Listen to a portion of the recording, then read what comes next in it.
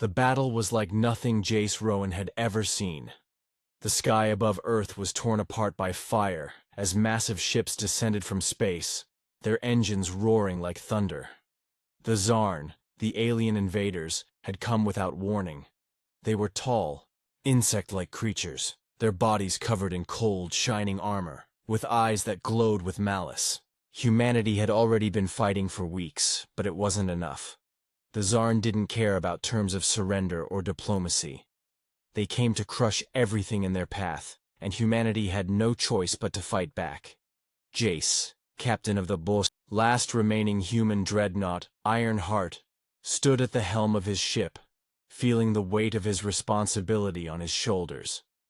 The crew was down to barely a handful, and their ship was barely holding together after a relentless onslaught from the alien invaders. The Ironheart had taken a beating. Its hull was pocked with craters, and its engines were sputtering, struggling to stay alive. Even so, Jace refused to give up. He watched as Zarn warships appeared in the distance, their sleek, deadly forms cutting through the stars. They outnumbered humanity's forces, and they were ruthless. Their ships, towering and covered in weapons, unleashed wave after wave of drones, destroying everything in their path. "Captain!" a voice called from behind him, snapping Jace out of his thoughts. He turned to see a young officer, blood streaming down his face. "We've lost all thrusters, Captain. The ship's going down." Jace's eyes narrowed. He knew what that meant. It was over. "Prepare for final orders, then," he said, his voice steady despite the chaos around him. "We make our last stand here." The officer nodded grimly and turned to relay the orders. Jace's fingers gripped the edge of the control panel as he watched Earth's distant surface. His mind raced with thoughts of the families, the children, the people they were trying to protect. He thought of his own family, lost long ago in a different war. How many lives had already been lost in this one? How many more would be lost before the end? The sounds of explosions outside shook the ship again, but Jace didn't flinch. He had seen too much destruction. His face was set in a grim mask, the weight of the loss pressing heavily on his chest. The crew was scattered, scrambling to defend the ship, but there was no use. The Zarn were too powerful. Humanity was too small.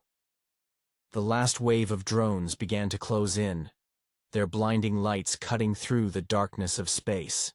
Jace's thoughts turned cold, calculating. He would fight to the end. That's what a captain did. He led his men into the battle, no matter the odds. But then, something unexpected happened. A flash of brilliant golden light cut through the chaos. It was so bright that it made Jace squint, shielding his eyes from the intensity. The light seemed to come from above, cutting through the space between their ship and the Zarn forces. It struck the Ironheart like a hammer, and in an instant, everything went dark. Jace felt the world around him spin wildly. The last thing he saw before losing consciousness was the image of his crew scrambling for control, their faces full of panic and the cold, unyielding shadows of the alien ships closing in. And then, just like that, he was gone. The war, the death, the destruction, all of it vanished in a moment. There was nothing but the strange, otherworldly calm of space. Jace Rowan had no idea what had happened or how it was possible. But as his body went limp and unconscious, one thought lingered in his mind. I'm not dead yet. When Jace opened his eyes, everything felt wrong. He blinked, and his blurry vision slowly cleared. The first thing he noticed was the soft, glowing light around him, not the harsh flickering of emergency alarms or the burning wreckage of battle. He wasn't on the Ironheart anymore. The smell of smoke and blood was replaced by something unfamiliar, something calm, almost soothing. Jace's fingers twitched, but he quickly realized he couldn't move as freely as he used to. His body ached, his muscles stiff. He looked down at his arms, and to his surprise, they weren't burned, though they had been moments before. Instead, his skin felt warm, untouched by the scars of the battlefield. His breathing slowed as he tried to make sense of it all. Where was he? And how had he survived the destruction? He reached for his weapon, instinctively, but then realized his sidearm was gone. Panic started to rise in him, but before he could push it down, a shadow moved beside him. Jace tensed, ready to fight, but then he heard a voice, a deep, resonant tone that didn't sound threatening. "You are safe, human. You are healing." Jace's heart skipped a beat. The voice was not human. He turned slowly, and his breath caught in his throat. A creature stood over him, towering by at least 4 feet, its body long and graceful. The alien was covered in smooth, bronze-colored skin, and its eyes glowed softly with an almost comforting light. Jace stared at it, confused and terrified. The being was at least 9 feet tall, its broad shoulders and muscular build only slightly hidden by its long arms. There was no sign of aggression, but its sheer size made Jace feel small and vulnerable. The alien's 4 arms moved in fluid motions, its body radiating an otherworldly calmness. It looked down at Jace with what almost seemed like compassion in its eyes. "Where am I?" Jace managed to ask, his voice hoarse. The alien didn't seem to mind the question. Instead, it knelt beside him, its large glowing eyes never leaving Jace's face. "You are aboard my vessel, human. I am Ellerith. You are far from the war now. I have taken you." Jace blinked. "Taken me?" His mind raced with questions, but his body felt too weak to argue. "Why? Why would you help me?" Ellerith's gaze softened. "I did not help you because I owe you. I saved you because I can." She paused for a moment, letting her words sink in. "The war that you humans fight, it is one I know well. My people have fought our own wars. I have seen what war does to those who endure it. I could not let you die when I had the power to stop it." Jace still didn't understand. How could this alien care about him, or about anyone for that matter? The aliens he had fought against were ruthless, cold, and violent. But here, in the calm of this ship, Ellerith seemed different. She wasn't here to conquer or destroy. She was here to protect. But Jace's thoughts were still filled with anger and confusion. "I don't need help," he said, though his words felt weak, as if he was trying to convince himself more than Ellerith. "I'm a soldier. That's all I am." "No," Ellerith said softly, her voice full of an unspoken wisdom. "You are more than a soldier, Jace Rowan. You are a human. You are a person who has seen too much pain, and because of that pain I will help you." Jace wasn't sure if he should be thankful or afraid. He had never known anyone, or anything, that offered help without some hidden cost. Yet looking into Ellerith's eyes, he felt something he hadn't felt in years. A flicker of hope. Maybe he wasn't just a soldier. Maybe there was more to him. "I didn't ask for help," he whispered, his voice breaking. Ellerith didn't answer right away. She simply placed a hand on his shoulder, the warmth of it unexpected and comforting. "No one ever asks for help," she said. "But sometimes, help is what saves us." Jace closed his eyes, allowing himself to finally relax. For the first time since the war began, he didn't feel like he was drowning in fear and grief. He was alive. And in this strange foreign ship, under the care of this massive alien, he found something he hadn't known he needed. Care. Not as a soldier, but as a person. Days passed, though Jace had no sense of time in the strange, dim-lit corridors of Ellerith's ship. He was still recovering, his body still weak, but he could feel himself getting stronger. Every time he tried to move, his muscles protested, but the pain wasn't as sharp as it had been before. It was as if something was working to heal him, something far beyond anything he had experienced before. At first, Jace was reluctant to trust it. The past weeks had taught him not to trust anyone, least of all an alien, even one that had saved him. Ellerith's vessel was unlike anything he had ever seen. Its walls were made of a smooth, silvery material that seemed to pulse with an energy Jace couldn't understand. The ship was alive in a way, its very structure humming with power, almost as though it had a heartbeat. Yet, there was no danger here. No alien ships closing in. No screams of dying men and women. It was as though the horrors of the galaxy had paused at the threshold of this vessel. Jace spent his time lying on a soft, cushioned bed, his body wrapped in blankets that felt warm and soothing. Sometimes Ellerith would sit beside him, and they would talk. She never forced him to speak, but Jace found himself wanting to know more about her people, her culture, and why she had chosen to help him. It was clear that Ellerith was no ordinary alien. She spoke of her species with quiet pride, explaining that her people, the Vyrath, were ancient travelers who had long ago left behind the endless cycles of war. They had seen entire civilizations fall, including their own, due to endless fighting. Ellerith had watched her own planet suffer, and she had vowed never to allow her people to repeat the same mistakes. This was why she traveled the galaxy, seeking to help those who were caught in the chaos of war. As Jace listened, something inside him shifted. The anger he had carried for so long, the bitterness that had burned through him since the war started, began to dim. For the first time in a long while, he felt a sense of peace, even if it was only temporary. But the more he listened to Ellerith, the more questions he had. How could she help him like this?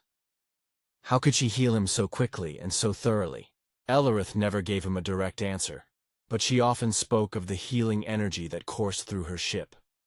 It was something her people had discovered long ago, a power to restore, to mend wounds both physical and emotional.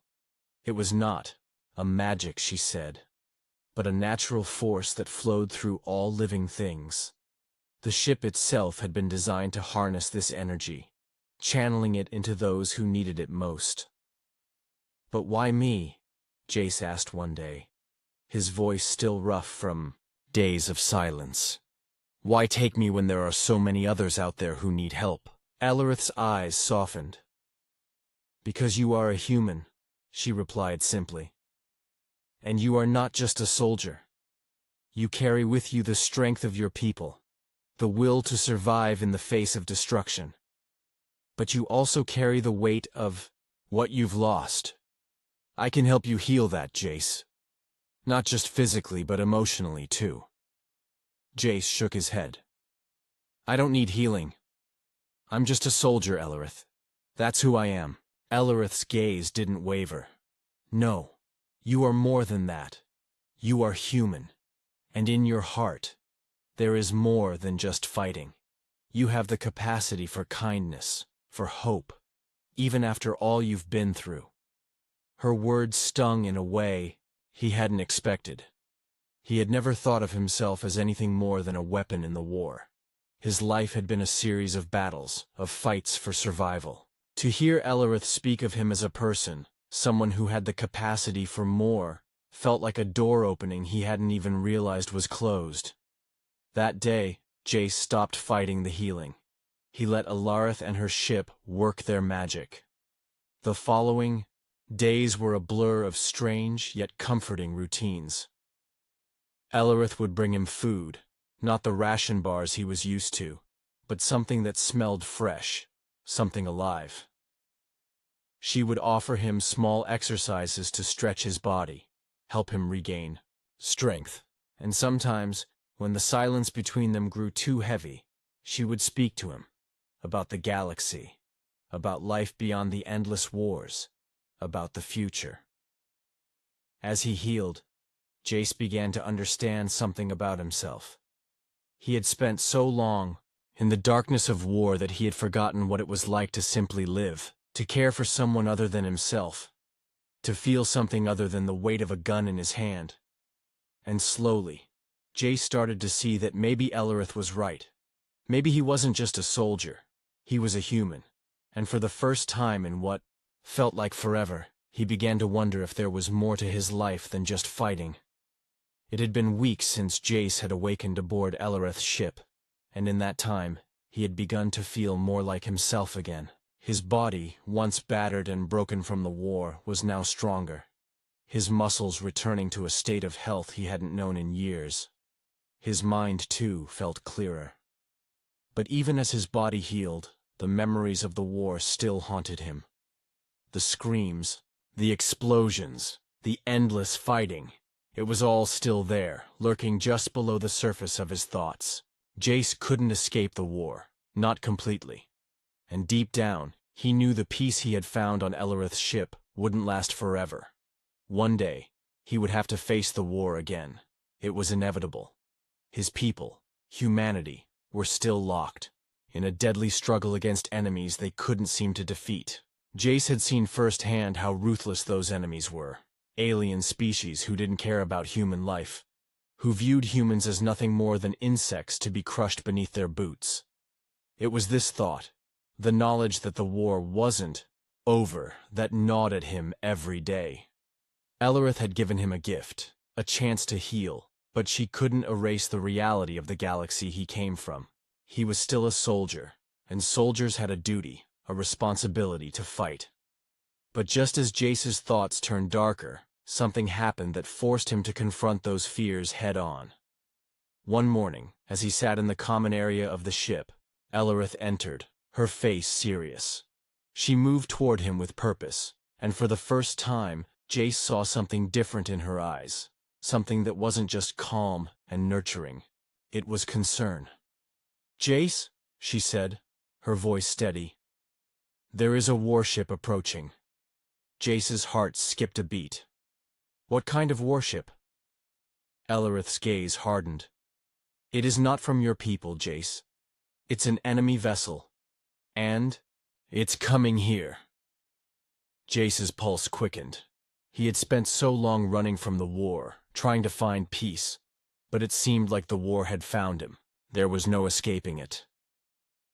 "What do we do?" Jace asked, his voice low, though his mind was already racing through strategies. He was a soldier, after all. It was in his blood to fight, to protect, to act. Ellerith stepped closer, her tall form looming over him. "I am not your enemy, Jace, but neither am I your ally in this fight. You must decide whether to run or to face them." Jace looked at her, a mixture of gratitude and guilt washing over him. She had saved him, healed him, and given him the chance to be more than a soldier. Yet here, in the face of battle, she was leaving the choice to him. He had no choice but to fight.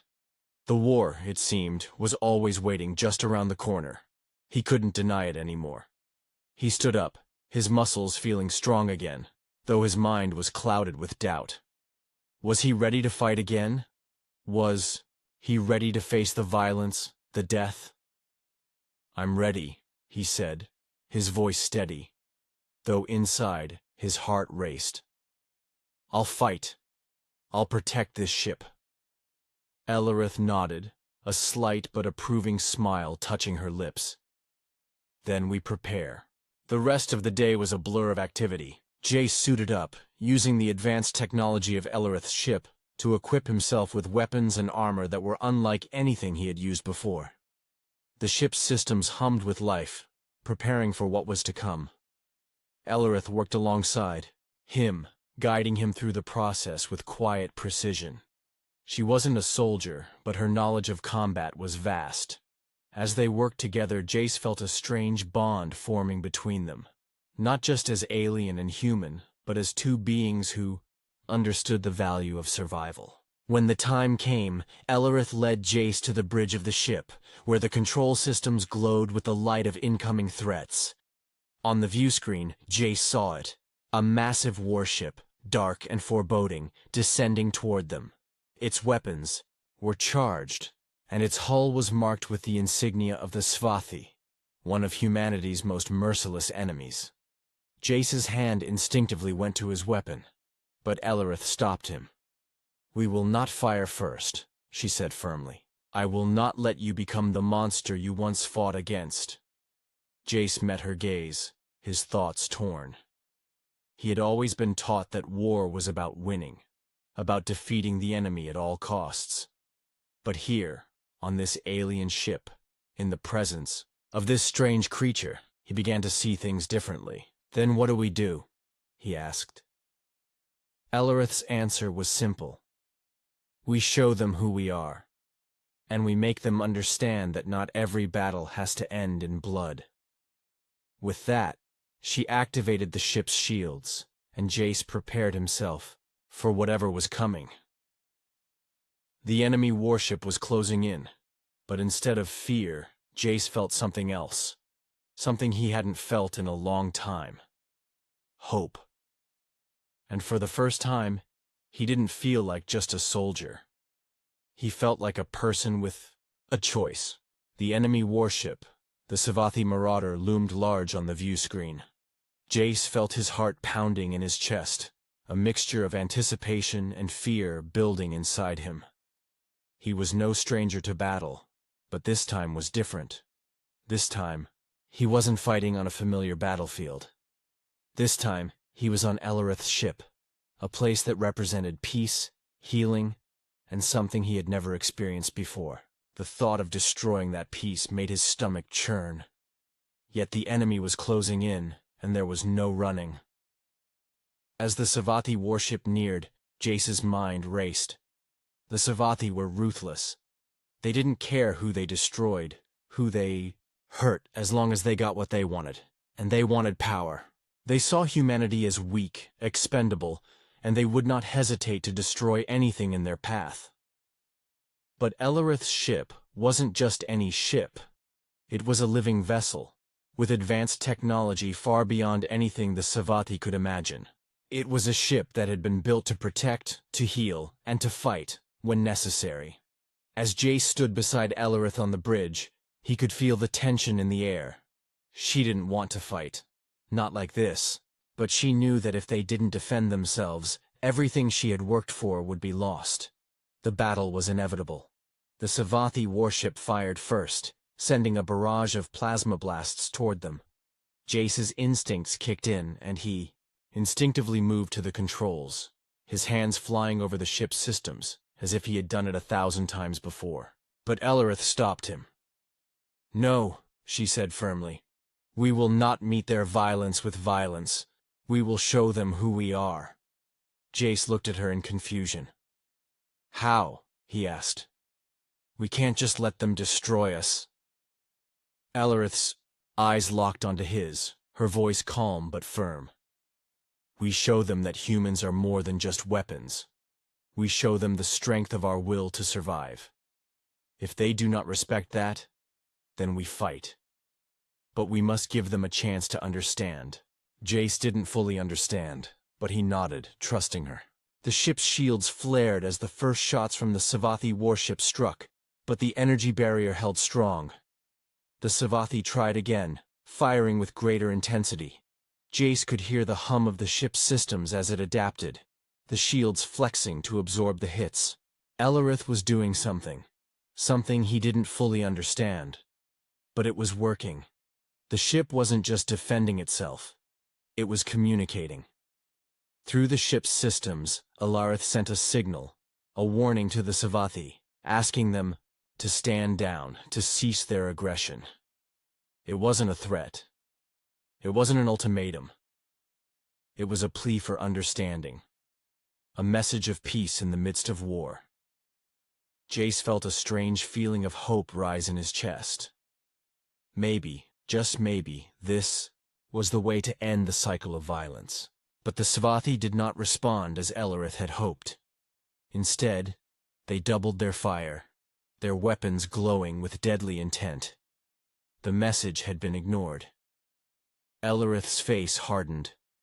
She looked at Jace, her expression a mixture of regret and resolve. Now, "We fight," she said. Without hesitation, Alarith activated the ship's weapon systems. Jace felt the ship's core come alive, the engines thrumming with power as it moved into combat mode. The Savathi warship fired again, but this time, Alarith's ship was ready.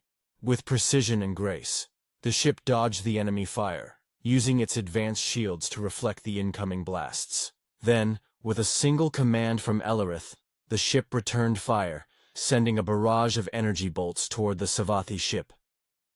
The battle was fierce, but Jace could feel the difference now. The violence didn't feel like a release of anger. It felt controlled, focused. Alarith's ship wasn't just fighting to kill, it was fighting to protect.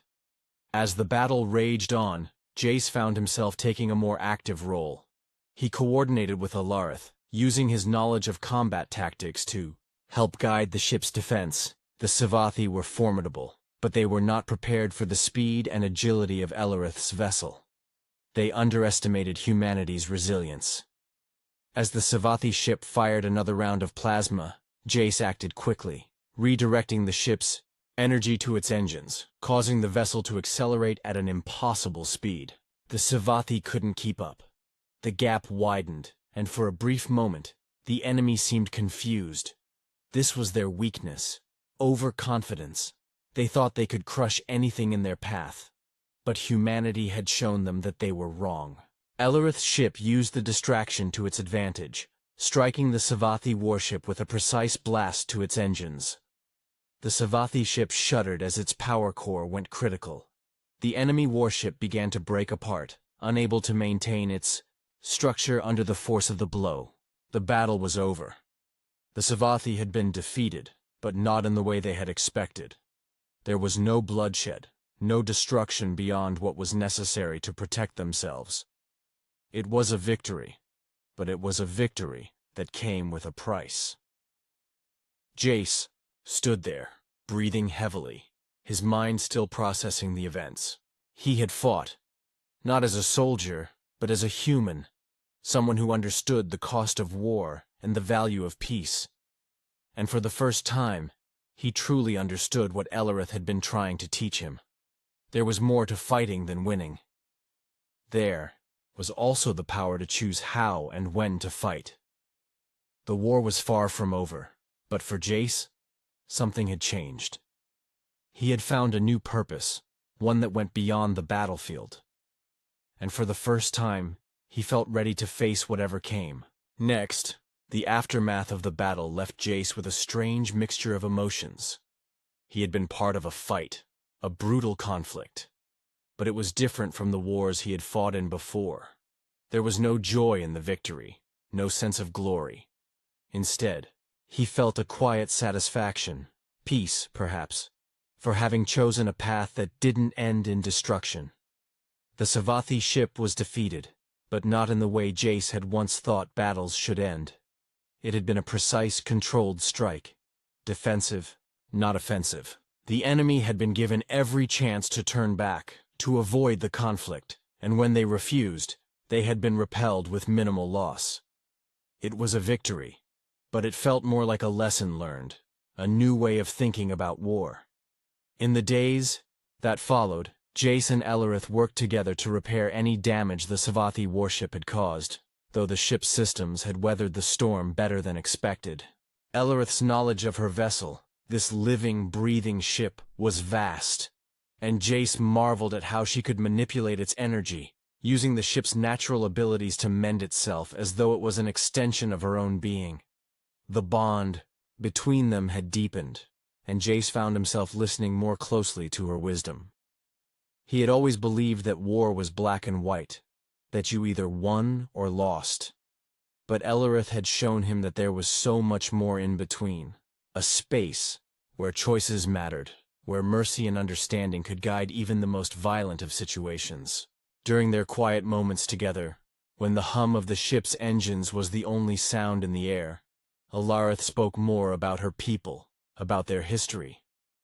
She had been part of an ancient race that had once known endless conflict, but, through hard-earned wisdom, her species had learned that violence could only create more violence. Her people had come to believe in the power of peace, in the idea that every life, even that of an enemy, had value. This philosophy had guided Ellerith and her race to become healers and protectors in the galaxy, not conquerors. Jace listened, his mind wrestling with the difference between her ideals and the harsh reality he had known on Earth. Could it be possible to end wars without further bloodshed? Could humanity, with all its rage and history of conflict, ever truly embrace such a path? Ellerith had given him the time and space to heal, not just physically, but emotionally. She had helped him rediscover parts of himself that he had long buried beneath layers of battle scars. He wasn't just a soldier, he was a human, with the capacity to choose how to fight, or even when not to fight. The lessons Ellerith had taught him weren't easy to swallow, but they were real. The ship, her people, everything about this alien world was a challenge to his understanding of life and war. He had spent years being trained to fight, to survive, to win. Now, he was being taught that there was more to living than just surviving. Ellerith's voice pulled him from his thoughts. "Jace," she said one evening, "there is a place for you in this galaxy, a role you have yet to discover. I believe you have more to offer than just your skills in battle." The words lingered in his mind. The idea that there was more to him than just being a soldier seemed impossible. After all, he had spent his entire life preparing for war. But now, in the presence of Ellerith and her people, he could feel something shifting inside him. Maybe there was another way. Maybe he didn't have to fight anymore. But even as the thought entered his mind, he knew he couldn't turn his back on humanity. The war wasn't over. There were still people on Earth fighting, still lives being lost. There would be more battles. But now Jace knew he had a choice. He could choose how to fight. He could choose when to fight. And perhaps, just maybe, he could find a way to help humanity learn the lessons Ellerith had shared with him. In the days that followed, Jace trained, but not in the way he had before. He worked with Alarith, learning not only the arts of war, but also the arts of peace, how to negotiate, how to understand, how to build instead of destroy. Together, they worked to help the galaxy see the value in diplomacy, in healing, in protecting life rather than taking it. It wasn't easy. The galaxy was a harsh place, filled with old hatreds and mistrust. But with every small success, Jace felt a little more at peace with himself. He had found a new purpose, a purpose that went beyond the battlefield. And as the days turned into weeks and weeks into months, Jace began to see the ripple effect of his work. Other ships, other factions, started to listen to the message of peace. The idea of fighting for survival, rather than destruction, began to take root in the galaxy's heart. The war was not over, but Jace had found his place in it. He wasn't just a soldier anymore. He was a protector, a healer. And perhaps one day, humanity would look back and realize that the greatest battles weren't the ones fought with weapons, but the ones fought with understanding, with compassion, and with the courage to choose peace over violence. It was a new beginning for Jace, one that had begun not with the roar of weapons, but with the quiet, steadfast belief that humanity could be more than it had ever been. And with Ellerith by his side, he was ready to fight for that future.